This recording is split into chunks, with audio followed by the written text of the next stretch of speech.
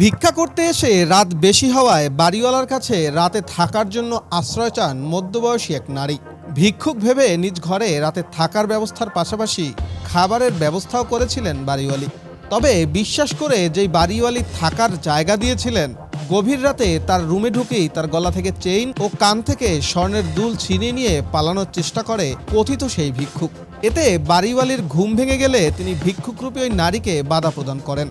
এতেই ক্ষিপ্ত হয়ে যেই বাড়িতে আশ্রয় নিয়েছিলেন সেই বাড়িওয়ালিকে ধারালো অস্ত্র দিয়ে কুপিয়ে রক্তাক্ত জখম করে স্বর্ণালঙ্কার নিয়ে পালিয়ে যায় কথিত সেই ভিক্ষুক। উনি কিছুদিন আগে পরিচয় দিয়ে অসহায় পরিচয় দিয়ে উনি আশ্রয় নেয়। এরপরে আবার 4-5 দিন পরে এসে আবার একইভাবে আশ্রয় নিয়ে আমার ফুফুকে ঘুমের সময় যখন রাতে ঘুমায় একসাথে নিয়ে 12 বছরের রিপ্লেসমেন্ট গ্যারান্টি নিয়ে তানভীর মেটালি প্রথম বাংলাদেশে। ঘুমানোর পরে তাকে তার কানের দুল কান থেকে ছিঁড়ে নিয়ে যায়। যখন ছিঁড়ে নেয় তখন সে টের পায়। টের পাওয়ার পরে যখন তাকে ধরে ফেলে, আজাবটা দিয়ে ধরে এবং চিনে ফেলে, তখন তাকে বটি দিয়ে তারই রাখা পাশে বটি, ঘরের ভিতরে বটি দিয়ে আঘাত করে তার পেটে এমনভাবে আঘাত করছে, পেট ভুঁড়ি বের হয়ে গেছে। এরপরে শেরেবাংলা মেডিকেলে নিয়ে আসি আমরা। তখন বলে যে খুব গুরুতর, এটা হবে না, এখানে আপনারা ঢাকায় নিয়ে যান। তখন আমরা ঢাকায় নিয়ে ঢাকা মেডিকেলে এখন চিকিৎসাধীন অবস্থায় আছেন।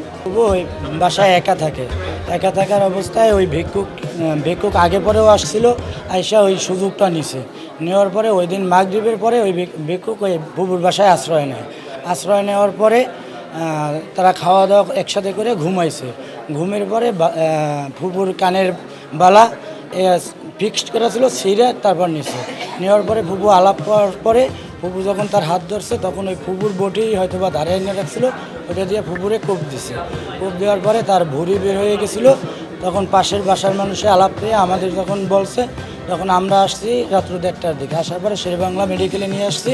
ওখানে প্রাথমিক চিকিৎসার পরে আমাদের ঢাকা মেডিকেলে পাঠাইছে। চাঞ্চল্যকর এই ঘটনাটি ঘটেছে বরিশালের চরমনাই ইউনিয়নের মকরম প্রতাপ গ্রামে। গত 1 তারিখ রাতে নিজ বাড়িতে ভিক্ষুককে আশ্রয় দিয়ে তার হাতেই নিজের প্রাণ হারাতে বসেছিলেন বাড়িওয়ালি সোফিয়া বেগম। তবে গুরুতর আহত অবস্থায় তাকে উদ্ধার করে প্রথমে বরিশাল, পরে উন্নত চিকিৎসার জন্য তাকে ঢাকায় প্রেরণ করা হয়েছে। তারপরে ঘটনা শোনার পরে বরিশাল শেরেবাংলা মেডিকেলে নিয়ে আসছে। মেডিকেল নিয়ে আসার পরে তার অবস্থা আসলে আশঙ্কাজনক, এই জন্য তাকে ঢাকা রেফার করা হয়েছে। এই ঘটনায় চুরি ও কুপিয়ে জখম করার অভিযোগে অভিযুক্ত ওই ভিক্ষুক নারী ও তার ছেলেকে আটক করেছে বরিশাল কোতোয়ালি মডেল থানা পুলিশ। কোনো ক্লু ছিল না, যেহেতু ভিক্ষুক পরিচয় দানকারী। পরে আমরা এলাকার লোকজনের সহযোগিতা নিয়ে, আমাদের যে তদন্তকারী কর্মকর্তা সহযোগিতা নিয়ে কিছু সিসিটিভির ফুটেজের মাধ্যমে মহিলাকে স্থানীয় লোকজনের মাধ্যমে শনাক্ত করা হয়েছে। পরে তাকে আমরা নিয়ে আসছি। আর আল্লাহর রহমতে যে ভিকটিম, যে মহিলা যাকে পেটে পোস্ট দিয়েছিল, উনি বরিশাল মেডিকেল থেকে রেফার করার কারণে ঢাকায় চিকিৎসাধীন আছে। কালকে আমরা ভিডিও কলে তার সাথে কথা বলেছি। এই যে আমরা আটককৃত মহিলাকে ভিডিও কলেতেই দেখিয়েছি। মহিলা তাকে দেখে উত্তেজিত হয়ে পড়েছে, রুগী মহিলা। সে শনাক্ত করেছে যে এই মহিলা এই পোশাক পরা অবস্থায় আমার বাড়িতে আশ্রয় নিয়েছে, এই নিয়ে আমাকে এই আহত করছে এবং আমার জিনিসগুলো, এর সন্তান সাথে আরও লোকজন ছিল, এরা আমার জিনিসগুলো, আরেকটা লোক ছিল, এরা আমার জিনিসগুলো নিয়ে গেছে। তো মহিলার কাছে আরও জানতে পারি যে এই মহিলা 4 দিন আগে এই মহিলার বাড়িতে আরও একদিন রাত্রে আশ্রয় নিয়েছিল। ওই একদিন, প্রথম দিন আশ্রয় নিয়ে সে আস্থা অর্জন করে 4 দিন পরে দ্বিতীয় রাত্রে যখন সে ওই বাড়িতে আশ্রয় নেয়, দ্বিতীয় রাত্রে সেই অপরাধ সংগঠন করে।